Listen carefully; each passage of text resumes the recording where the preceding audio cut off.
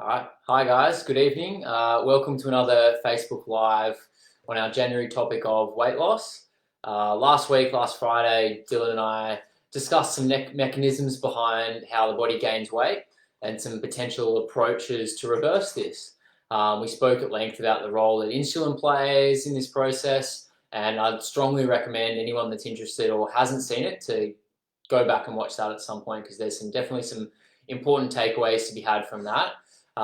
We also spoke about a lot of misinformation that might be out there, whether it's on the internet or TV or things like that. And that's kind of what we'll be addressing today, going over some weight loss myths and some things that may or may not work. And there's a few to get through, so we're just going to get straight into it. And the first one that we hear people talk about quite a bit, and we did touch on last week actually, is that you just need to eat less and exercise more to lose weight. And this isn't so much as a myth as just prevailing wisdom over the last 30 years. It's probably what a lot of people watching might have been told. And the idea is that if you expend more energy than you bring in, so you're in a caloric deficit, then you're going to lose weight. And this is true to an extent, but it's not so simple as that. Energy expenditure is more than just your exercise. It's going to encompass, the energy that it requires to power your body day in, day out. So simply exercising more isn't going to have a major impact on that. Being just your conscious energy output doesn't have that big of an input. So the concept's a little bit outdated. And as we discussed at length last week, the body is so much more complex, and the influence of our hormones is really crucial in this as well.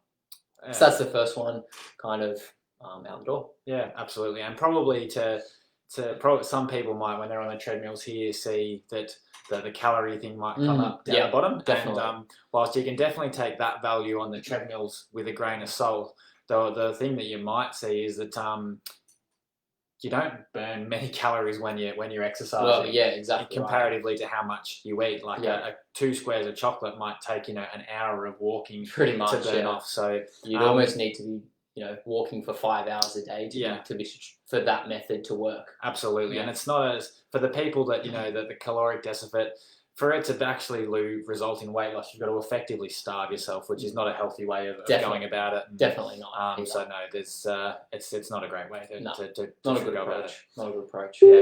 The other little myth that we hear lots of, and I think this is one that I can understand how people think this. Mm-hmm. They often tell me to get rid of even some of the visceral fat or the fat mass in their mid area, or to lose weight, they need to do some more trunk exercises. So sit-ups. Some other exercises that engage their trunk musculature, exercises, their core stability. Yep. Unfortunately, this alone is not going to have any role in losing any weight at all. So we can't sort of spot check fat from our abs or any other region of our body for that matter. Yep. The body takes our fat from where it's sort of more accessible first. So on top of that, as Tom just mentioned, exercising alone is not enough to help us lose weight. That's it. There's a lot of other regardless things of whether you're just doing 1,000 sit-ups or 1,000 push-ups or whatever it is. Like you might get a really strong core, but there's lots of other factors that go into weight management and weight loss as well. So it's got to be a healthy diet that lowers insulin, good sleep, stress management, lots of other lifestyle factors that play a role too. So certainly for those that are just cranking out sit-ups every day to try and lose some weight, come in and have a chat because it's not going to work all that well. Yeah, you'll be struggling. You'll be disappointed. Sure. Yeah. One thing that I've heard a couple of times, I'm sure most of the people in here is, and we've had some people say that they might have been told to do this, is to eat lots of small meals throughout the day so that you're not getting hungry. And again, on face value, this seems to be a pretty good idea. You're eating lots of times throughout the day. You're less likely to get hungry, but you're more likely to eat some worse quality foods as well. And as we know, it's actually about what foods that you eat and when you eat them that determine your satiety or your hunger. We spoke last week about insulin, and having more circulating in your body increases fat gain and prevents fat loss. So we also spoke about how insulin, if it's increased by eating sugar and carbohydrates, it's going to exacerbate this problem even more. So if we're eating 6 times a day, like we can sort of see on this bottom graph that Jack's holding up here, you're going to get constant spikes in your blood sugar levels and in your insulin levels as well. making it almost impossible to lose any weight. Whereas in the top graph, you might see just eating at meal times and eating lower carbohydrate meals means you're going to get less of an insulin response, and generally be less hungry throughout the day. That's one of the other things that carbohydrates and high sugar snacks. If you have a muffin or something mid-morning, you're probably going to be hungry again very, very soon, as opposed to if you have a big steak for dinner, it's unlikely that you're going to be very hungry after having that. So snacking all throughout the day, not such a great idea. Absolutely.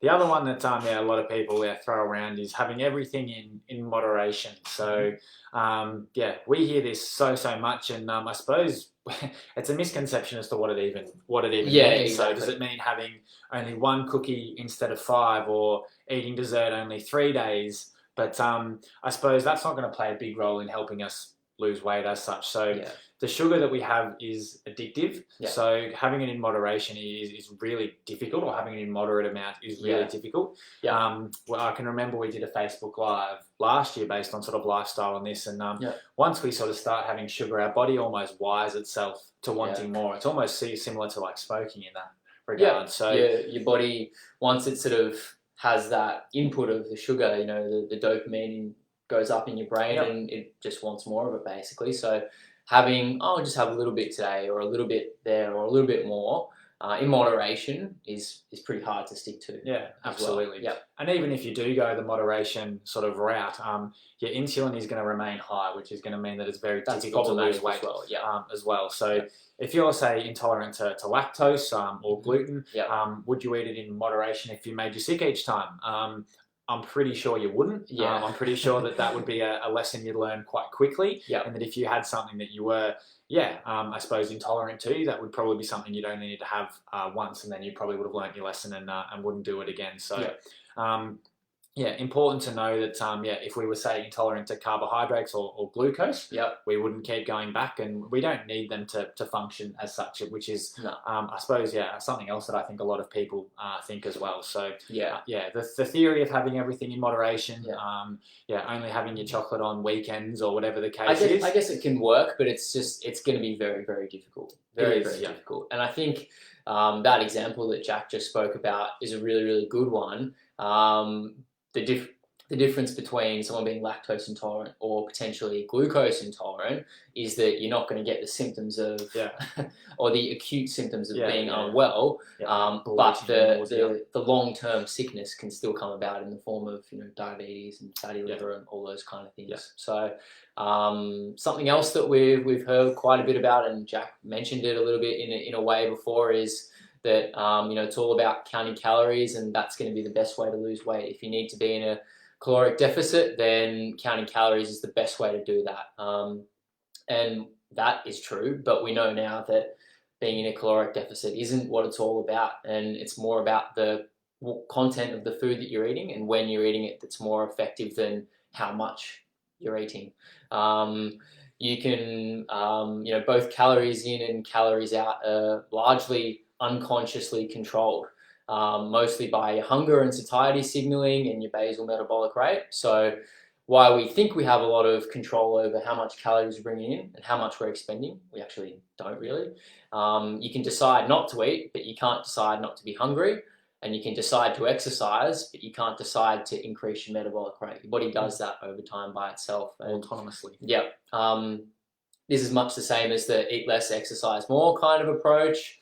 Counting calories is just a bit of an outdated method now. So I guess something pretty similar to that is the myth that a calorie is a calorie, and a lot of the confectionery and soda companies push this, that in their scientific studies that the difference between one calorie and another is not the same, is the same, but it actually obviously isn't the same. 100 calories from a piece of salmon is very different to 100 calories from a soft drink or an apple or something like that. And your body is going to process them very differently, and your food choices do matter. So the quality of your food matters, but counting calories, not so much. And calorie is definitely not the same as a calorie.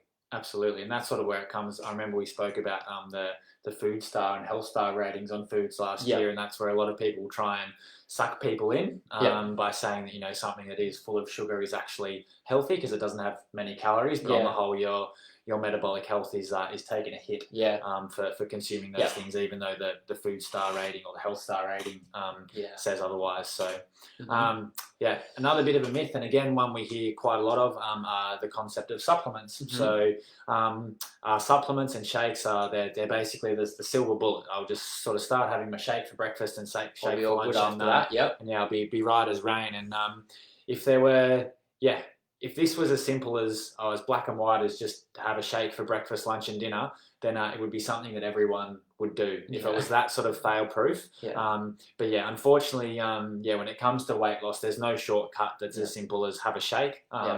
It takes a healthier lifestyle, so inclusive of, you know, a healthier diet with less refined sort of sugars and carbohydrates, obviously incorporating exercise and managing other elements of your lifestyle like your stress and sleep and other things which we've addressed previously in Facebook Lives as well. So you've got to really address the root cause of what is bringing about your weight gain.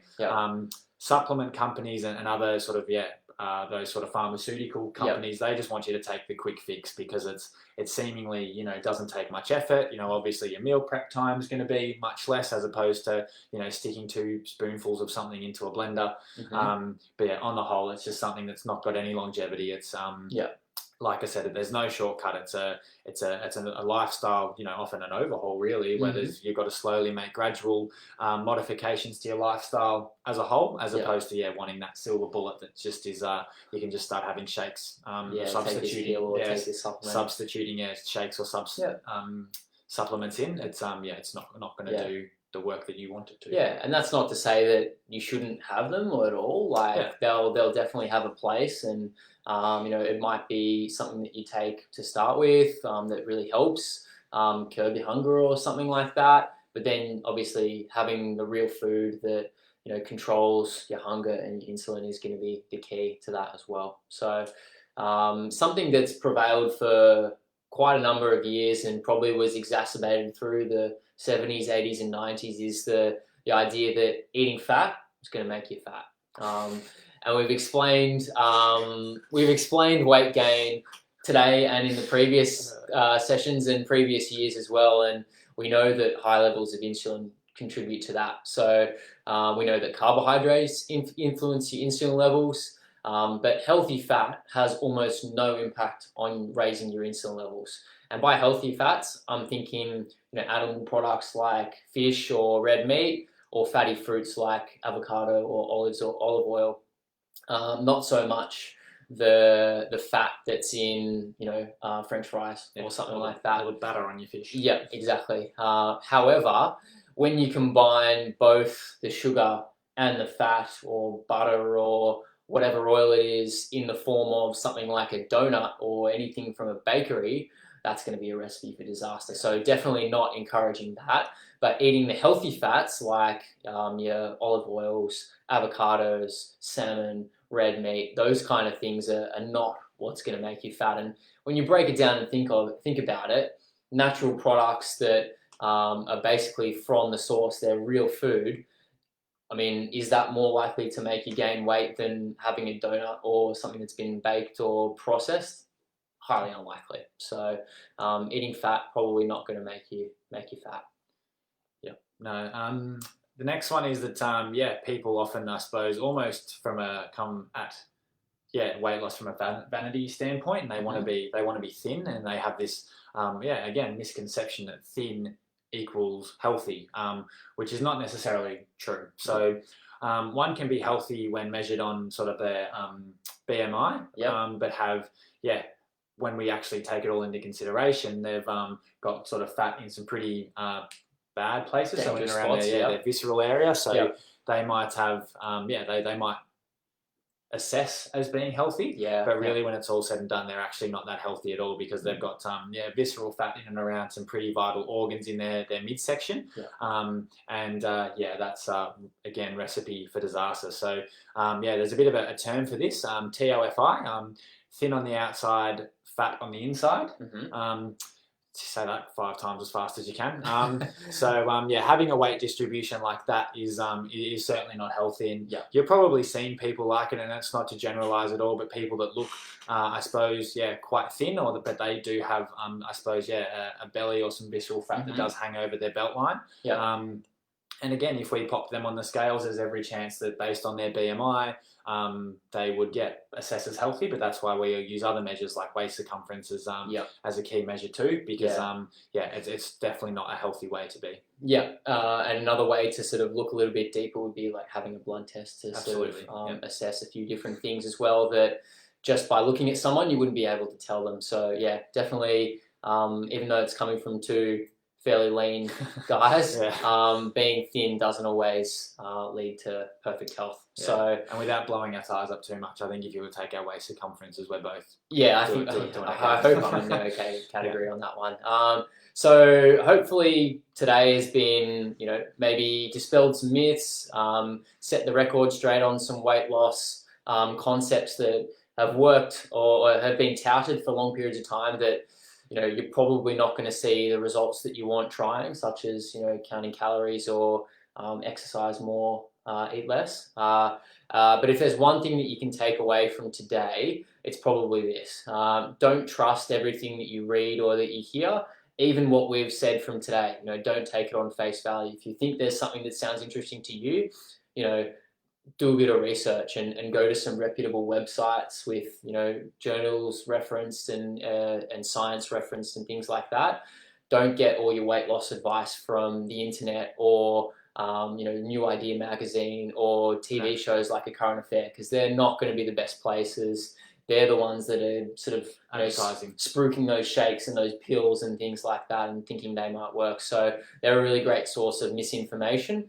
But if you've got any more questions, and I hope you do have questions about today, anything we've said, feel free to comment below. Get in touch with us. Bring it up next time you're in the clinic. And keep an eye out for more content over the rest of the month.